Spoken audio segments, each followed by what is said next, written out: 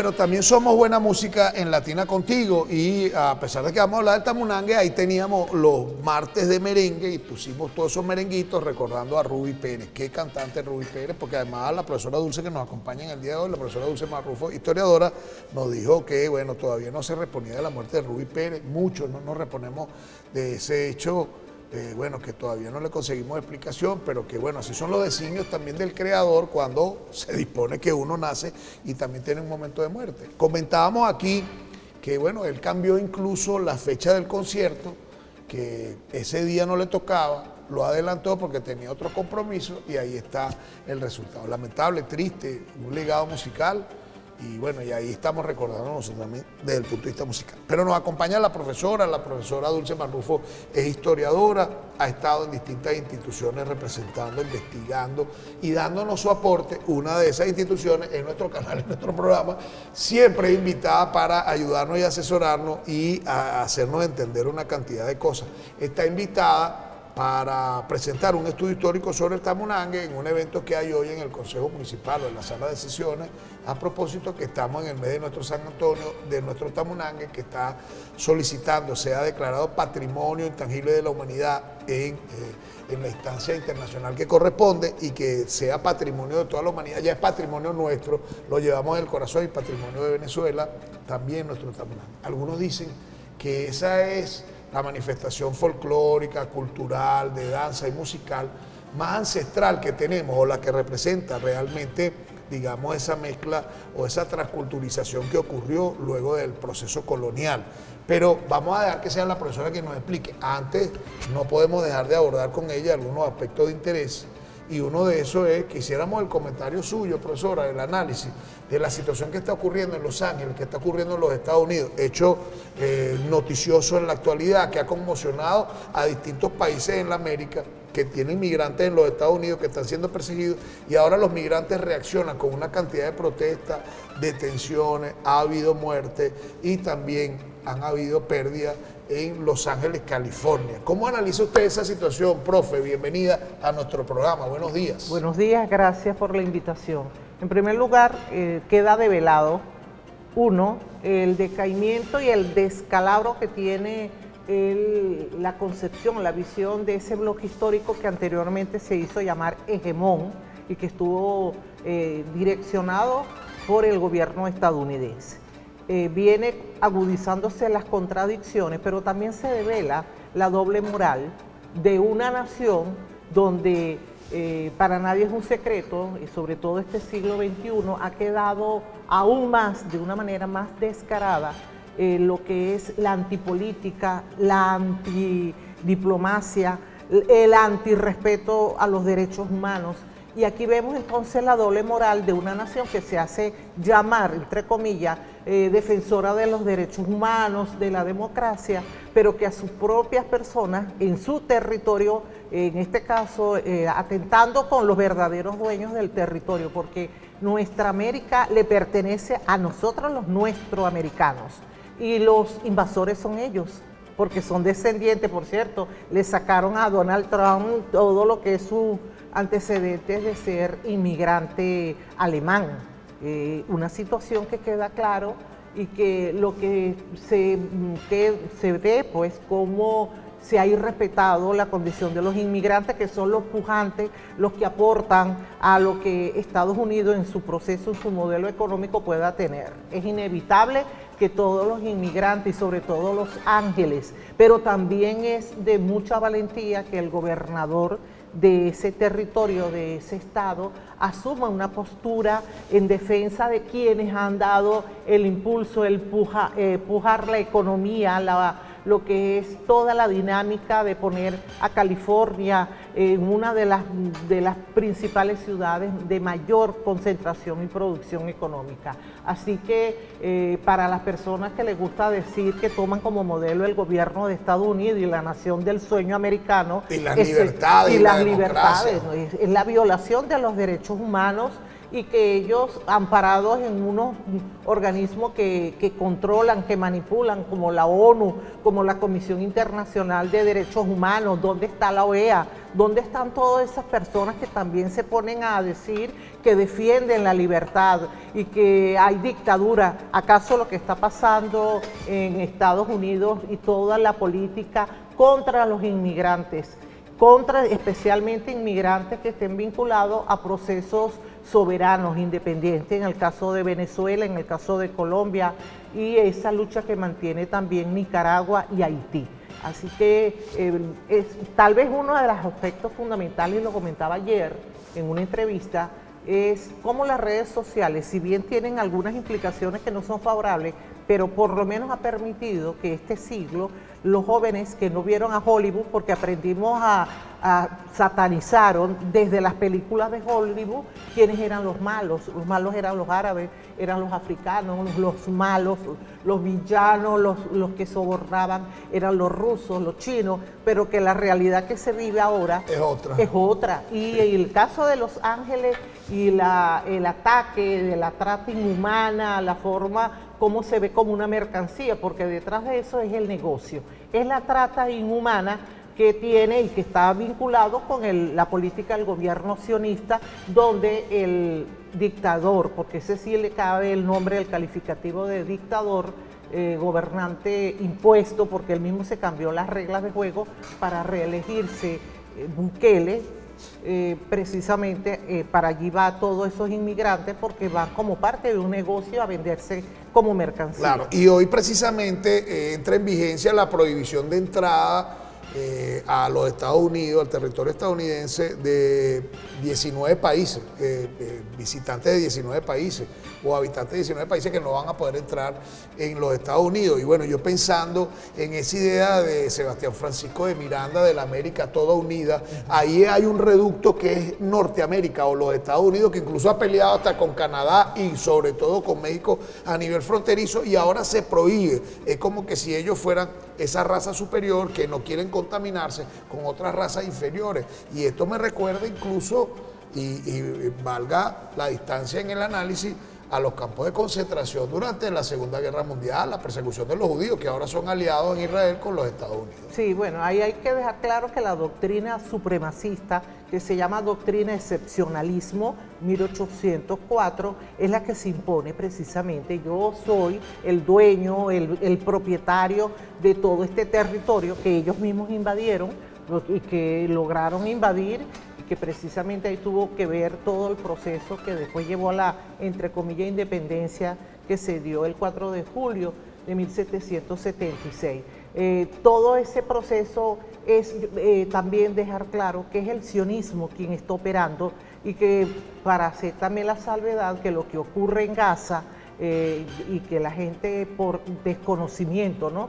Claro, yo siempre digo que la ignorancia es libre, ¿no? Pero un desconocimiento es el sionismo, donde el Estado de Israel, que no es Estado, es una organización criminal delincuencial, precisamente masacra a los verdaderos dueños de ese territorio de Palestina, que está ahí en Gaza, y que también tiene que ver, todo está unido. Lo que está pasando en Gaza tiene que ver con lo que se está viviendo en Estados Unidos y en el resto, y lo que ha ocurrido en ese eje de ataque. ¿Por qué? Porque detrás de todo eso, por un lado hay el decaimiento, porque dos potencias se consolidan cada vez más, que es la potencia de China con su poderío, que ya demostró que no solamente es comercial, también es militar, pero también la potencia militar que es Rusia. Rusia, que ante Ucrania no invade población civil, sino los objetivos militares que tiene Ucrania, utilizado precisamente con el apoyo de la OTAN. Entonces aquí quedamos o vemos cómo lo que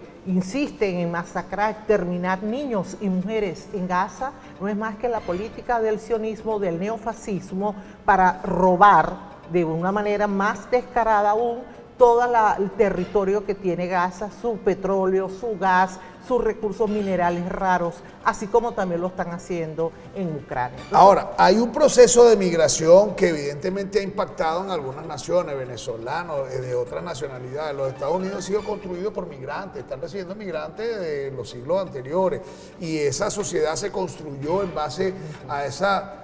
pluralidad cultural y el aporte de las distintas olas migratorias que fueron hasta allá. Venezuela recibió migrantes también en distintos tiempos, pero el venezolano migrante también ha sido satanizado. Quizás hayan algunos comportamientos desviados, delincuenciales, que tienen que ver con venezolanos en otras naciones, pero también hay venezolanos que están dando grandes aportes en la música, en la ciencia, en la tecnología, y eso se habla poco. Es una campaña, evidentemente, contra la migración venezolana y contra los migrantes latinoamericanos, que ahora revientan en los Estados Unidos sin reconocer todo el aporte que han dado los migrantes a ese territorio. ¿Cómo mira usted esta situación? Primero porque la emigración, que es muy inédita en Venezuela, Venezuela no es o no era hasta, digamos, después de 2015, una nación que emigrara. Era al contrario, siempre fue puerta. Uno, primero porque tuvo una inmigración forzosa que fue la trata inhumana contra los negros africanos que traía en calidad de mercancía. Y dos, que en el siglo XIX la inmigración pasó a ser un proyecto político para el Estado liberal que se instaló a partir del año 1830 con legislación 1831 en adelante. Por tanto, lo que tiene que quedar claro que la patria portátil, que de alguna manera es la que uno tiene que cultivar en Venezuela, es bien significativa porque esta emigración fue inducida precisamente por las implicaciones de las agresiones unilaterales que se impuso contra la nación venezolana a través del decreto del 8 de marzo del 2015 y que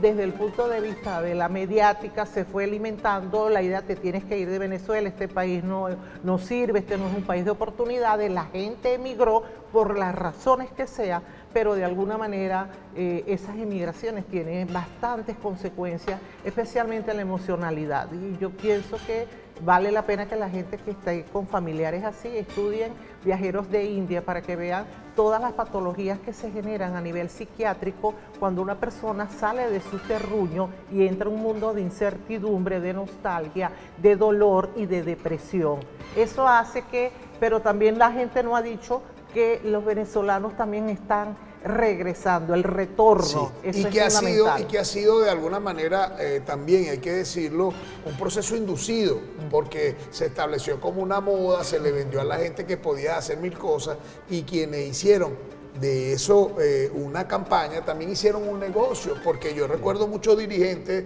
de distintas tendencias políticas opositoras, sacaron provecho y sacaron recursos para atender migrantes, para atender refugios, para recibir a la gente que después no llegó ese dinero a porque esa la gente. idea era levantar la tesis, que parte de la última tesis de la fase 6, que de la guerra molecular silenciosa, de un Estado fallido, un Estado sin condiciones de garantizar la sobrevivencia humana de un Estado forajido. Entonces allí la inmigración pasó a ser un negocio de donde están los coyotes y precisamente sectores que ha sido bien develado también de la ultraderecha que ha estado en una postura antigobierno, parte de ese negocio de vender. Entonces, mira, entras a Estados Unidos, yo te garantizo, te doy la entrada por esta vía. Entonces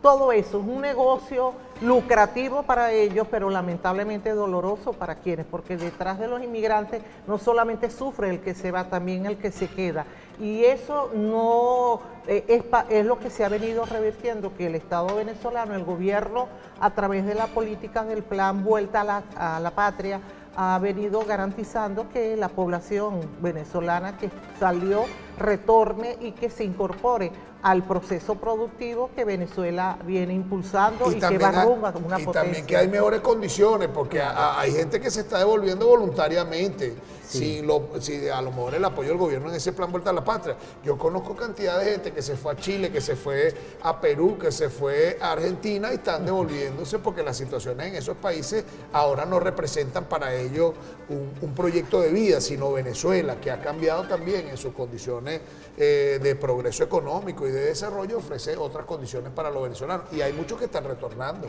Claro, porque es que el inmigrante será inmigrante donde llega, pero cuando retorna también se sentirá como un inmigrante y ese proceso no lo puede entender la gente porque sale buscando un sueño, tal vez por ese antivalor o valor propio del sistema capitalista y que se indujo en nuestro modelo educativo en el siglo XX, que tú vales por lo que tú tienes y no por lo que tú eres. Entonces la felicidad está condicionada a que tú tienes que ser bueno en tanto produzcas capital. Claro. Y te ven a ti entonces como un productor de capital que en vez del humano te mata la posibilidad de que tú puedas ser feliz. Y yo ratifico eso, porque los amigos de uno de la infancia o del liceo te miran es porque si tienes carro, qué casa tienes, en qué trabajo andas, y si tú eres la misma persona con toda tu riqueza interna, no vales para los demás, claro, no vales por lo que tienes. Porque ahí está el antivalor que se inocula a través del modelo de educación, del individualismo. Es decir, yo tengo que ser rico,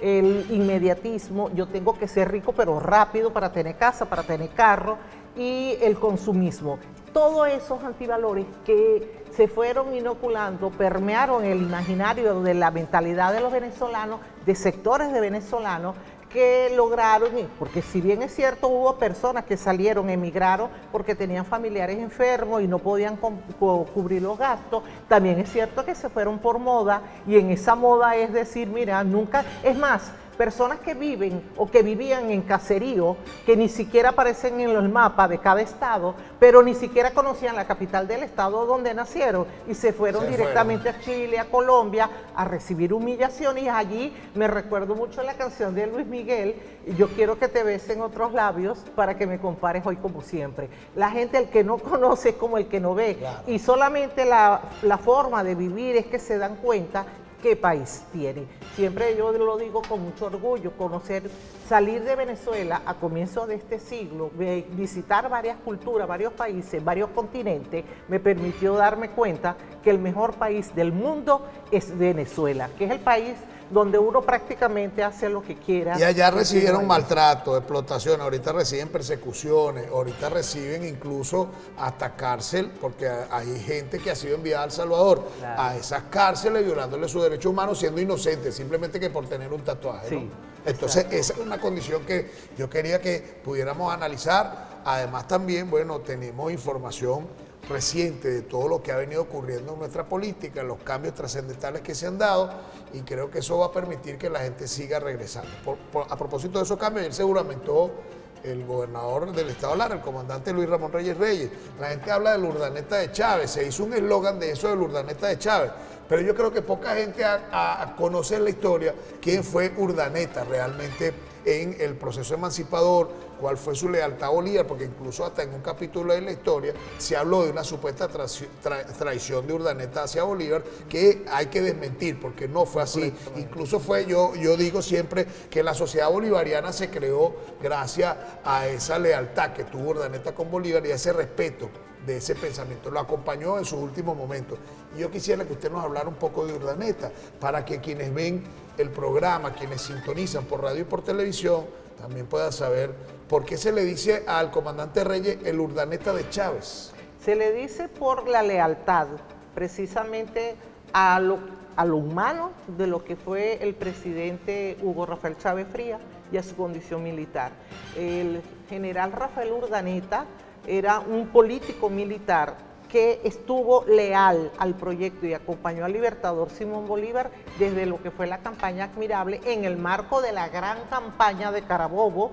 que llevó a que él desde 1817 se incorporara a las filas por la independencia. Pero ¿qué de particular tiene el general Rafael Urdaneta? Su lealtad y su convicción al proyecto bolivariano, a las ideas y a la postura antiimperialista que tenía el libertador Simón Bolívar, especialmente después de aquel encontronazo significativo de apoyo que recibió de Petión, cuando le hizo ver que para que hubiese una independencia tenía que ver la suma del pueblo a ese proyecto. Y Urdaneta se comprometió no solamente desde el punto de vista militar, sino político, para ejecutar y para ser un fiel, ojo, con un bajo perfil, porque participó en varios procesos, primero en la organización del Ejército Libertador, el Ejército de Occidente, que él al final tuvo que hacer una pausa en Carora, delegar en otro de los militares también leales para poder descansar porque su salud estaba en juego. Urdaneta, para quienes lo hemos estudiado, al igual que Sucre, pero Urdaneta, la lealtad que tuvo con el libertador Simón Bolívar fue desde que conoció al libertador, desde que lo escuchaba de llevar para materializar el proyecto Colombia, que era el proyecto que es la génesis, la matriz fundamental del proyecto de República de Colombia y ese mal llamada Gran Colombia, sí. Y ese proyecto es lo que hoy es la Revolución Bolivariana. Y Urdaneta estuvo de esa idea que llevó al libertador Simón Bolívar plantarse a la liberación de todo el continente, de Suramérica, lo que llama la liberación continental, que terminó aglutinando la unidad de naciones, que en este caso fue Quito, estuvo en Perú, estuvo en Nueva Granada y con la incorporación en 1826 de Bolivia y Venezuela. Y Urdaneta, así fue su lealtad, y por eso que al gobernador Luis Reyes lo vinculan como el Urdaneta de Chávez, es porque el libertador, aun cuando ya físicamente había desaparecido físicamente y se sembró después de su partida en 1830, el general Rafael Urdaneta continuó fiel a su legado, y esa fidelidad a su legado lo llevó a asumir la postura de esa direccionalidad, un poco tanto efímera, porque se había jugado por la intromisión estadounidense de la doctrina Monroe en 1823, culminar con la traición y la deslealtad que hubo por parte de las oligarquías, tanto en lo que hoy es Bogotá como lo que hoy es Venezuela, que permearon esos intereses y dividieron el proyecto de Unidad-Nación. Ese proyecto, aun cuando se separó, aun cuando el libertador sale de este plano terrenal, Urdaneta continuó fiel a su legado, trabajando, organizando, es decir, que él hasta que falleció siguió siendo el amigo leal a lo que fue el principio de unidad del libertador Simón Bolívar. Y por eso incluso le prohibieron la entrada a Venezuela, en ese momento Páez. Por eso incluso hasta hizo un juicio a quien peleó con él, que fue Santander, y después el libertador le perdona la vida a Santander, y después Santander termina dando al traste con la Gran Colombia y con todos esos planes de conspiración. Y ahí entonces se refleja parte de lo que fue esa lealtad y esa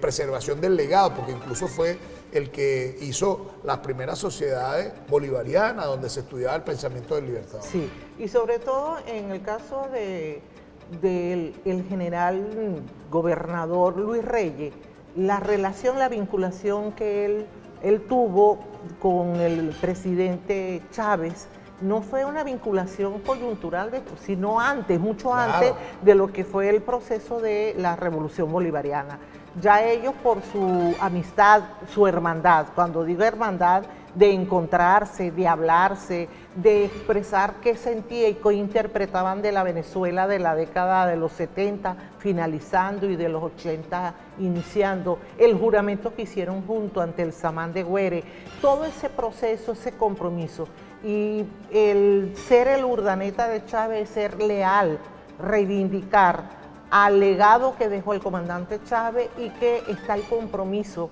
de dar hasta el final todo lo que tiene que ser, porque este proyecto bolivariano no desaparezca, sino que cada vez se consolide, se vaya construyendo en medio de la agudización de las contradicciones, pero que este es el proyecto que garantiza precisamente la soberanía, la paz y lo que es sobre todo el respeto a la vida, a los derechos humanos. Y la profundización, porque ahora viene, bueno, la atención de las comunas y del gobierno comunal y de la gente, de la participación en sus territorios. Otro tema por el cual nosotros decidimos invitar a nuestra profesora, la profesora Dulce Marrufo, fue lo del Sones de Negro, Tamunangue, San Antonio de Padua, que representa también nuestra esencia, pero que a veces lo perdemos de vista durante todo el año y lo agarramos solo en esta semana de junio, que viene la celebración de San Antonio. Y yo creo que debe ser una referencia para todos, porque ahí está parte de esa riqueza ancestral, de nuestro origen, de nuestra historia y de la valoración de lo nuestro. Yo quisiera que habláramos de eso, profesora. Bueno, en primer lugar, los sones de negro como expresión cultural y religiosa es la manifestación más, ojo, más completa que tenga la nación venezolana. Eso en primer lugar.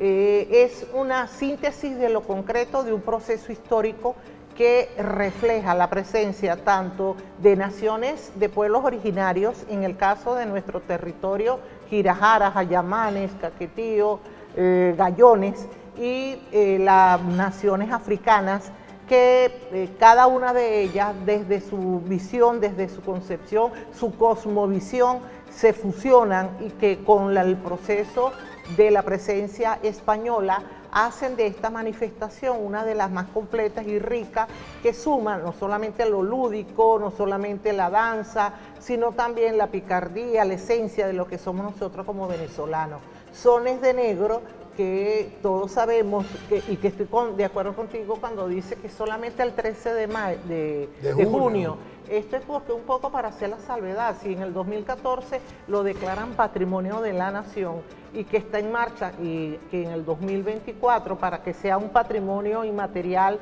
de la humanidad, primero, antes de esperar que nos venga la UNESCO, que es una instancia que ya sabemos a quién representa y a quién defiende, primero tenemos que tenerlo vivo cada uno de nosotros, y eso tiene que ser desde la educación, desde la casa, desde los niveles, de los distintos niveles del sistema educativo, para que esta manifestación vaya a desmontar la recolonización que se viene imponiendo. Niños que con 3 años en vez de estar bailando el reggaetón, el perreo, todo eso, y ese es un llamado a cada una de las personas. Mira, qué bello cuando yo estuve el año pasado en Veroe y veo a niños de 7 meses, a las niñas que ya estaban en los brazos de las mamás y que escuchaban el tambor y ya estaban bailando. Y eso es lo que hay que hacer con los sones de negro, que algunos le llaman también tamunangue, para que esta manifestación preserve, tomarla como la organización y los espacios, pero sobre todo sentirla, porque es que allí es donde está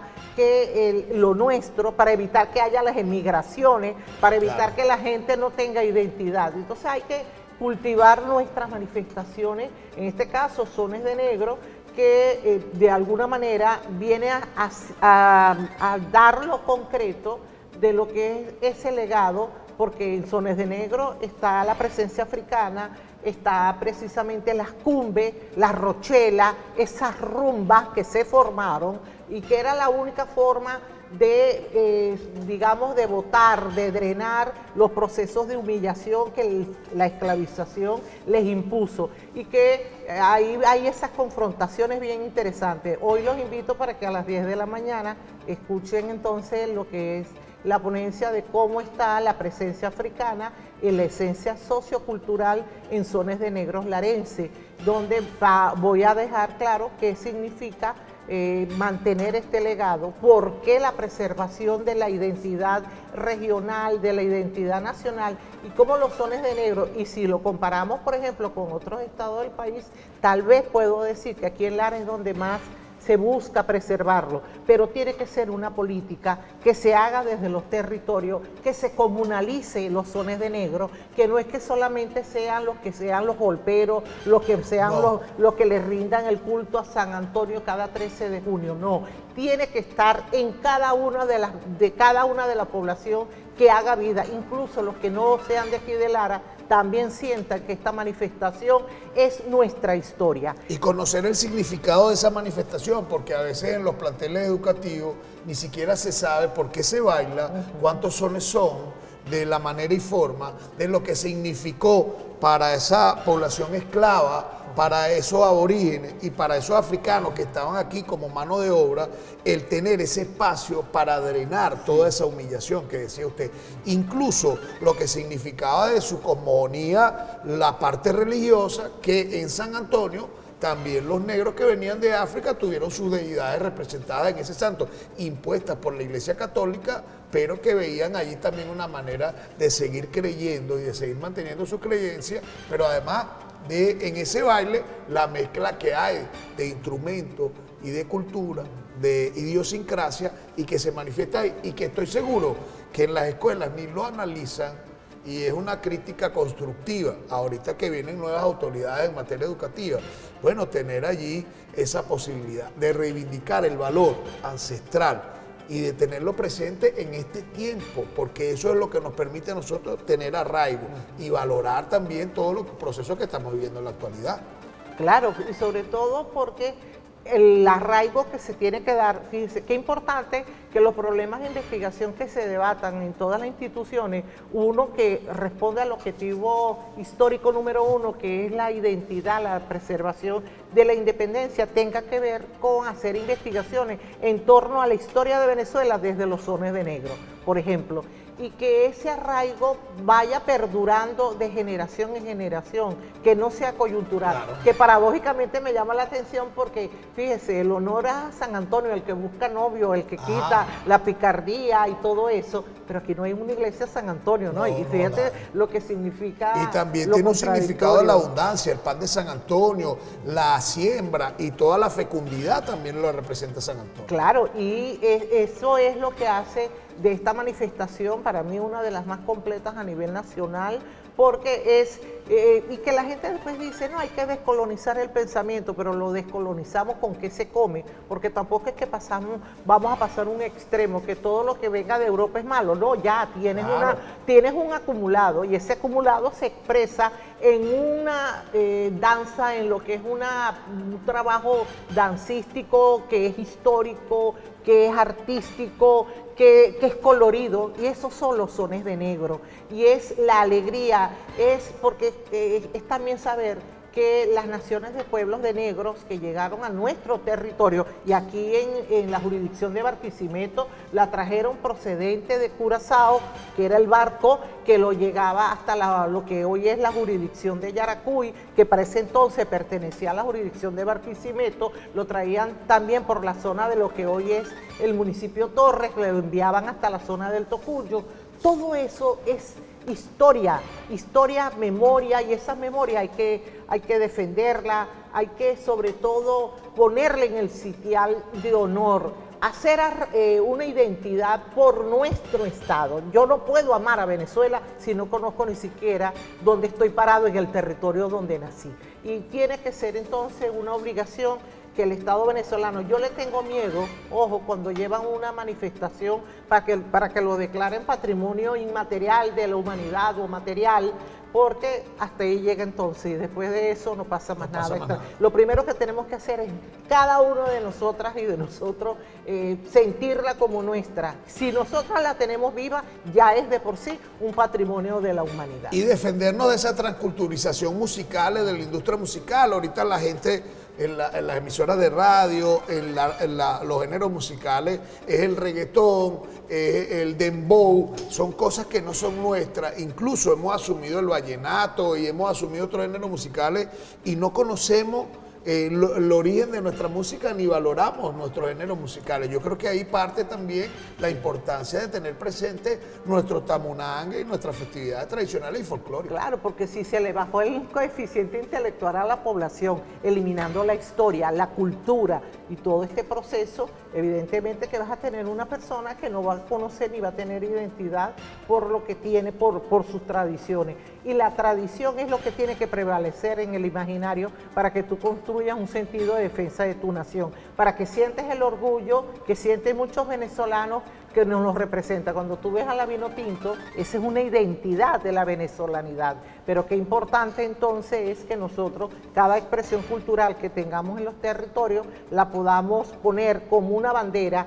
para consolidarla, para hacer de ella el arma que desmovilice y desmonte esa recolonización que tanto daño le está haciendo a la población, sobre todo a la juventud. Y yo cuando digo la juventud me refiero a las personas que se formaron después de la década de los 80. Sones de Negro, repito, tiene que ser una expresión y una manifestación cultural que esté inherente en la población, que el que nazca desde que esté en la barriga comience a escuchar todo lo que son cada uno de los sones, cada uno del yiyibam, de la bella, ponerlos a que se identifiquen con esta tradición hermosa. Y hay que mirarla desde afuera, porque de verdad que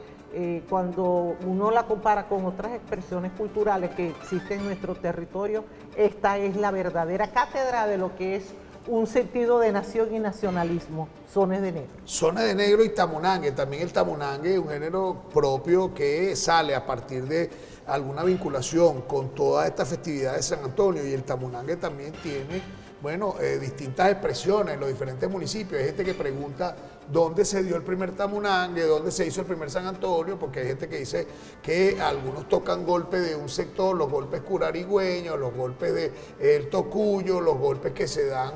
en el municipio palavecino, y bueno, y cada quien quiere hacer de esa manifestación suya, quiere hacerla propia. Sí, bueno, documentalmente existe como sones de negro. El tamunangue ya es una invención del siglo XX, a partir de la década de los 40, cuando comienzan a plantearlo en una de, bueno, ponerle el nombre de tamunangue, que si uno de los tambores que se llevaba, se usaba allí. Pero ahí está la esencia, aunque se hable sones de negro, también está la síntesis de la cultura con todo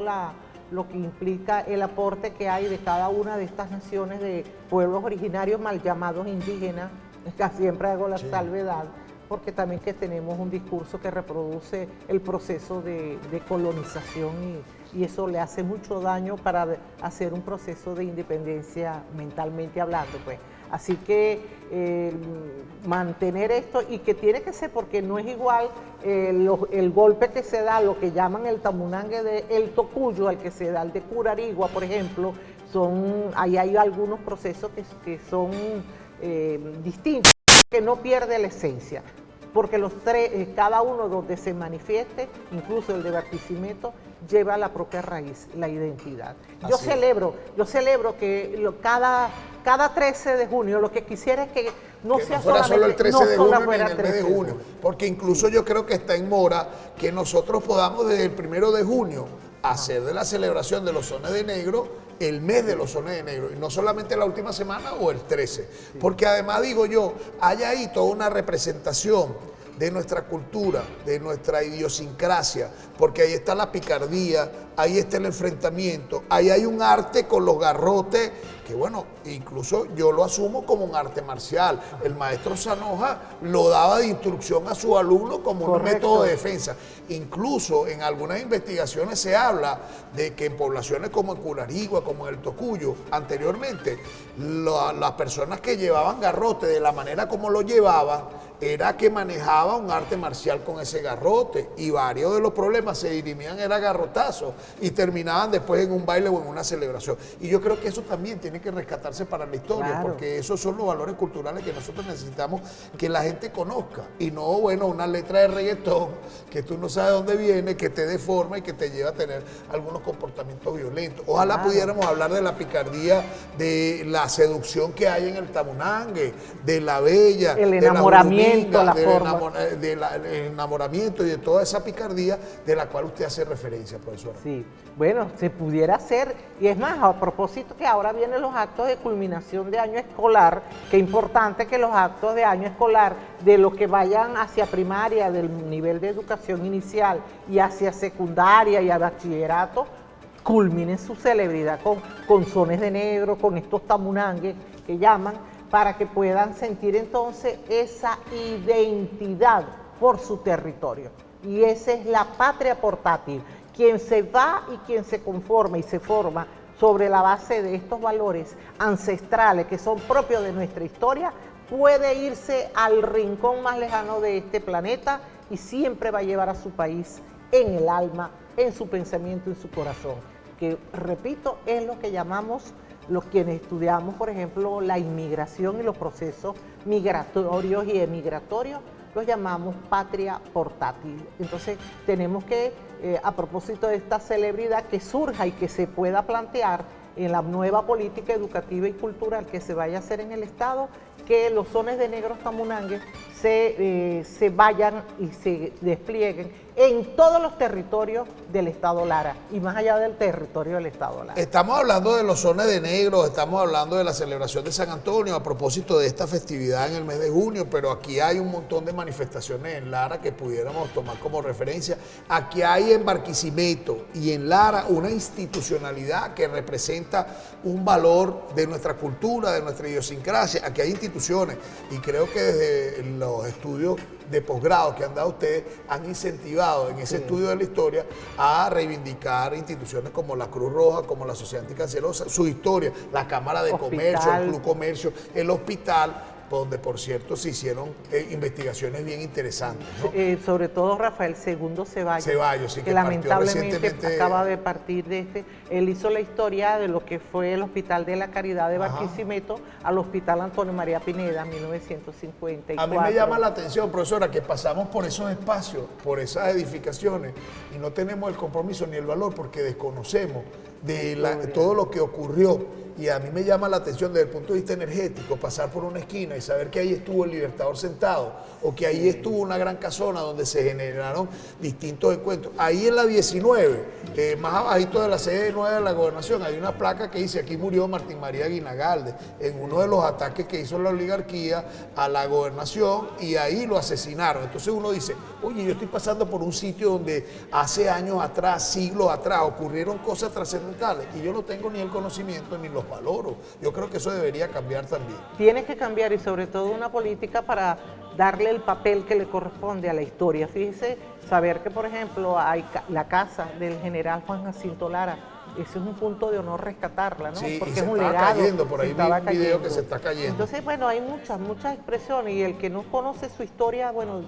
está, digamos, destinado a cometer los desaciertos, porque es ahí donde uno construye el amor y la pasión por la nación. Tú no puedes creer lo que no conoces, y la historia juega un papel fundamental. La historia no es echar cuentos, la historia no son las anécdotas solamente, son las construcciones que develan precisamente lo que es el proceso humano que se dio a través del tiempo, y esos procesos humanos de cada uno de ellos dejan un legado y eso es lo que tenemos que valorar. Así es, aquí desde la Fuerza Cultural Bolivariana saluda la realización de espacios como este. Debemos tener más difusión de nuestra zona de negro, no debe ser solo un día para San Antonio, tiene que ser también. Saluda también Rubén Valera, que dice que, bueno, saluda a la profesora, que la recordamos siempre. Rubén estuvo con también Teresa Abraham, fue el compañero de Teresa Abraham, y que estuvo también compartiendo con ustedes. Y bueno, yo también me tomo la sugerencia de este grupo que dice que deberíamos hacer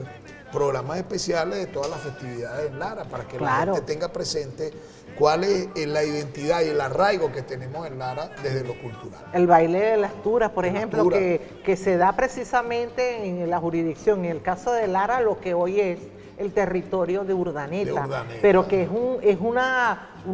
manifestación de ayamanes, de Girajaras también, en agradecimiento por la lluvia, especialmente, que da la producción y da la cosecha que se tiene en el mes de septiembre. Esas son manifestaciones que valen la pena de verdad ser estudiadas. Toda expresión cultural es nuestra historia,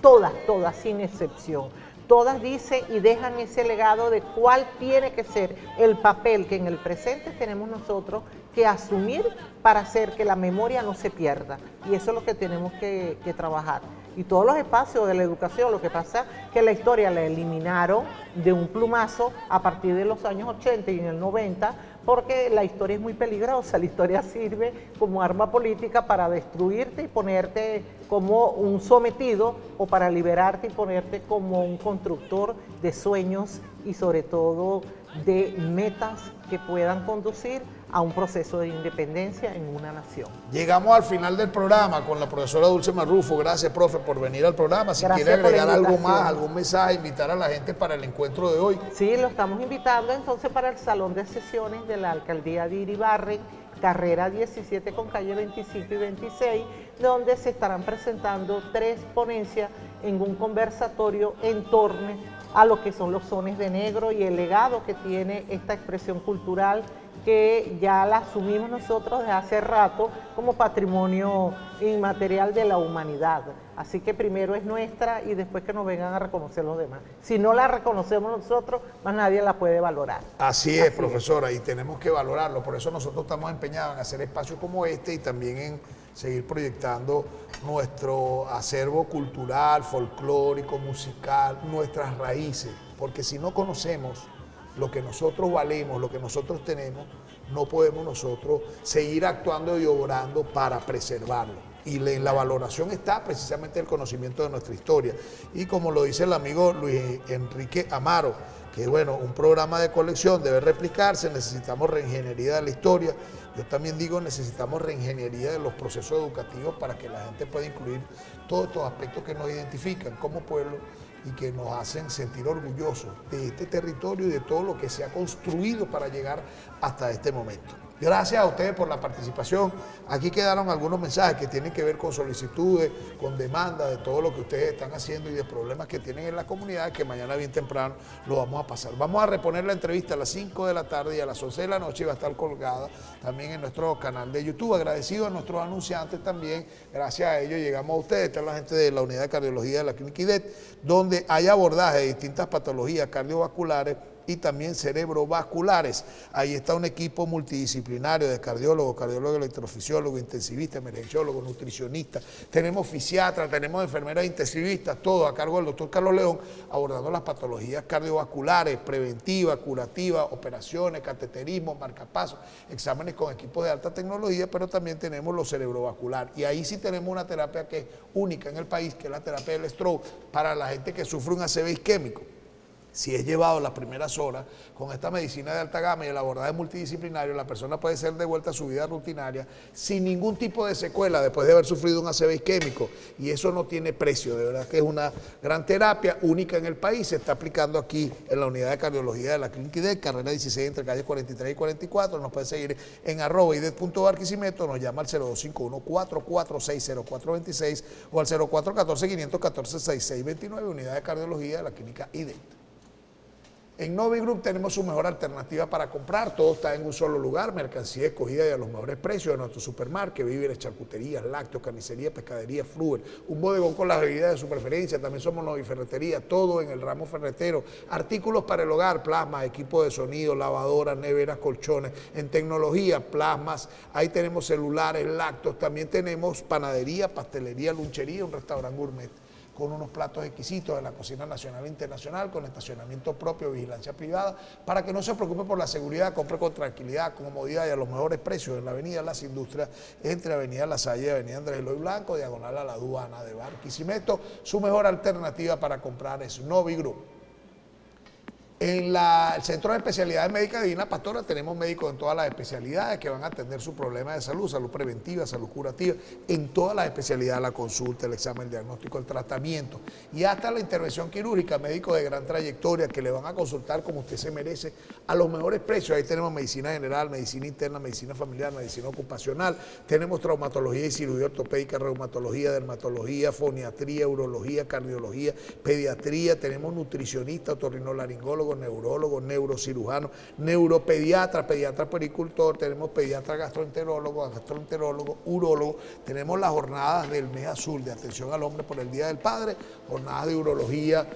con todos los exámenes, además de una plantilla de ginecostetra que están haciendo los distintos abordajes y los distintos exámenes. Carrera 19, esquina de la calle 17 en el edificio Fiesta Local 1, a media cuadra de la avenida Vargas. Debe llamarnos porque es previa cita, 0414-572-8496, Centro de Especialidades Médicas Divina Pastora. El Colegio de Médicos del Estado Lara tenemos las puertas abiertas a la colectividad para ofrecer distintos servicios, sobre todo nuestra jornada de certificado médico de salud, que la estamos haciendo de lunes a sábado a partir de las 8:30 de la mañana para que usted tenga su certificado de salud. También ofrecemos distintas áreas para el esparcimiento, nuestros salones de fiesta, con todo y festeo a muy buenos precios para cualquier tipo de celebración, matrimonio, bautizo, primera comunión, graduación, evento empresarial, evento musical. Tenemos nuestro auditorio también, que es ideal para graduaciones. Ahí se hacen graduaciones desde preescolar hasta universitaria, distintos eventos, congresos, simposios, tenemos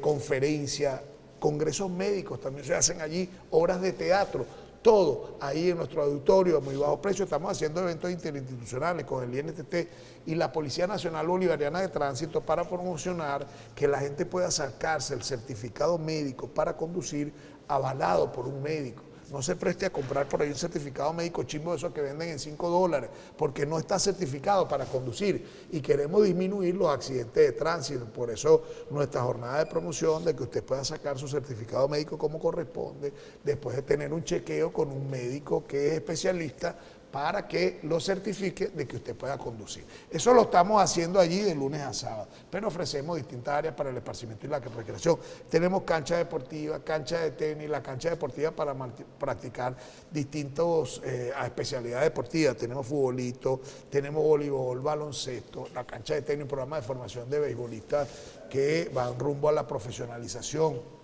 Además de eso, tenemos nuestra piscina abierta los fines de semana para todo público, para adultos, para niños, con todos los servicios, la piscina, clases de natación, tenemos nuestras cabañas también para cualquier tipo de celebración, nuestros restaurantes que están a su disposición, ahí estamos, vamos aquí Antonio, para que usted comparta en familia, buena comida, comida mediterránea, todo en marisquería, carne, pollo, parrilla, además también tenemos